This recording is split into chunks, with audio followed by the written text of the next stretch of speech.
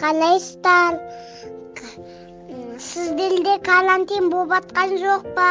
Бізде карантин әлі бар. Карантин ашылады деп қуанып едік, ашылмай қалды. Қабырғаңды өл болғаныңмен, қорғаның бен бауырым, үйден шықпа, ел сақта, үй қазылығы қорғаның. Son күнде заттап атылық қо. Үйде отырыңдар, далаға шықпаңдар, далада бабай бар.